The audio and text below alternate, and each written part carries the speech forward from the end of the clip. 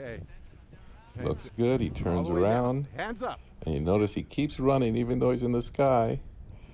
Touches down a little bit, and then Hands up. continues to glide.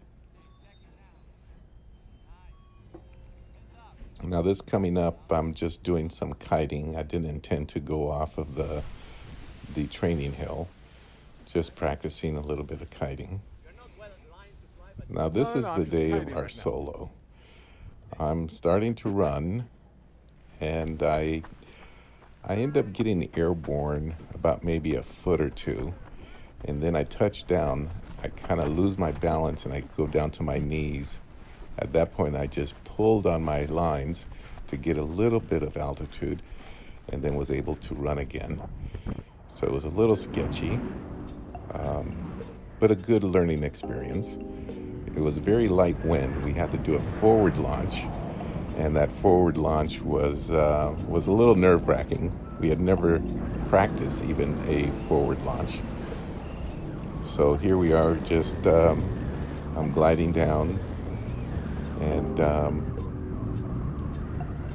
I ended up flying much wider than I should have. The instructor asked us to stay pretty narrow, just gliding straight down pretty much.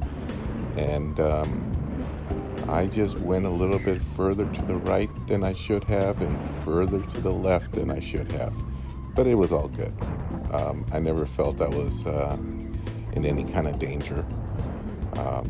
But as the instructor pointed out, that when I'm that far away and that low, I could get a downdraft and then be pretty much in trouble. Something else to note is that I'm turning and I'm pulsating my brake line instead of pulling it down and holding it, waiting for the reaction and then releasing.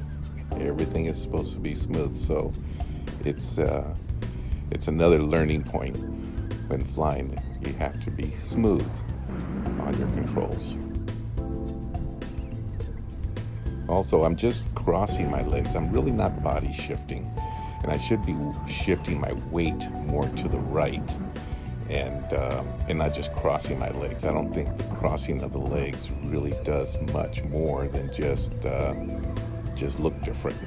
I have to shift my weight, and that would help the coordination of the turns.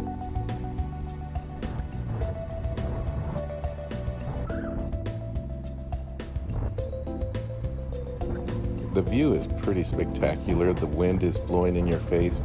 We're traveling about maybe 20 miles an hour. That's about the maximum speed that these fly. So it's you don't get a sensation that you're flying fast. You're basically falling slow, and you have this wind in your face, and you just enjoy the view. It's pretty peaceful.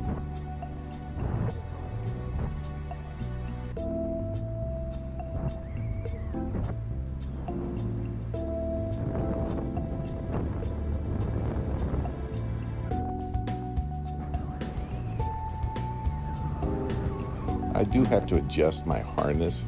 It's a little tight at the very bottom, so it's not quite comfortable. It's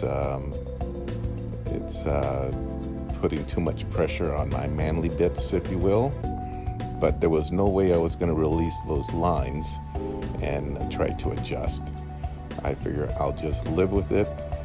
I'll adjust it at another point, another day, I should say.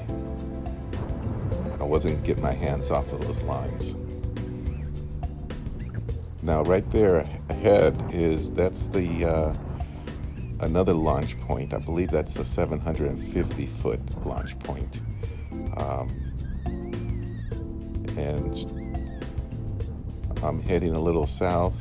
Now I'm going a little west. The landing zone is straight ahead, just straight ahead right there. So one thing for sure is I'm checking the windsock, because the instructor mentioned to us to keep an eye on the wind direction, because it can shift, especially this late at the evening. So the last thing I wanted to do was to come in with a a tailwind and increase my landing ground speed. So I checked it, must have checked it about a dozen times to make sure it was still going in the right direction.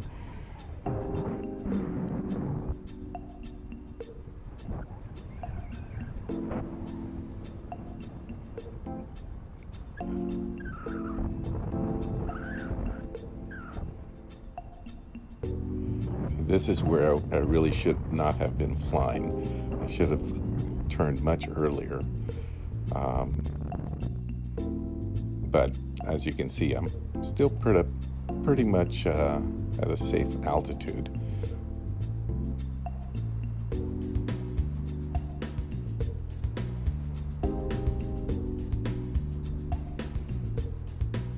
Now at this point, I'm trying to judge the final approach for the landing zone. There's a pine tree that we use as a gauge that's right in front of where the landing zone is, and that's used to, and we use that to measure our altitude about where we need to be for a good approach.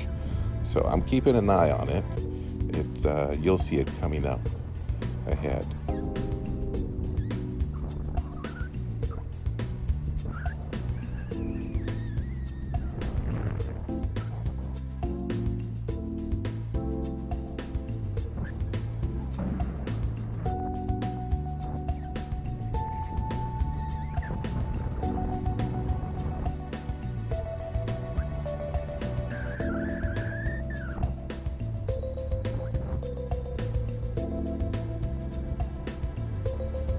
See, I keep looking for that pine tree, and say, okay, I know where it is. Now, right here, I'm still too far to the right.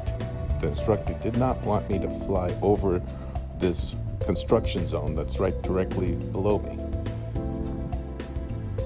But I didn't understand it to be that way. Otherwise, I wouldn't have flown over there. But now I know where he wants to keep us confined to, at least initially. So that won't happen again. So I'm over the construction zone that I shouldn't be over, and just kind of setting up my final approach.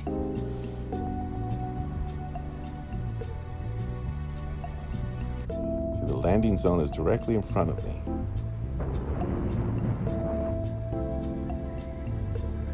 So I'm just going to go parallel to it for a little bit. Now, mind you, I'm still dropping, right? So as I'm just gliding down, I'm looking over at the sock again.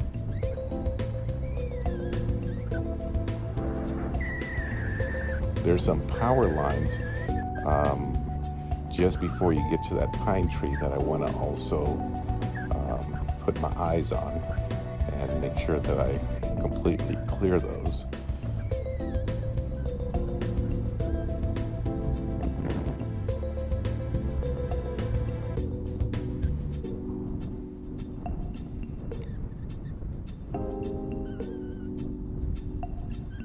Now you can see that now I'm lining myself up for the final.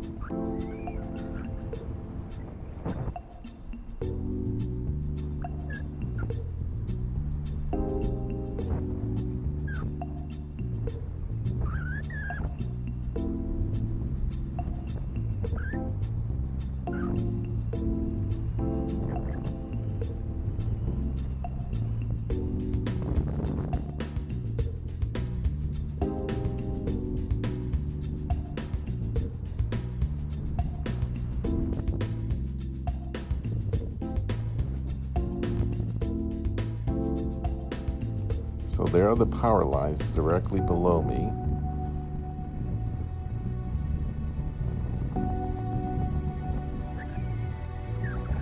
And I'm going to just make a right turn to line up with that pine tree.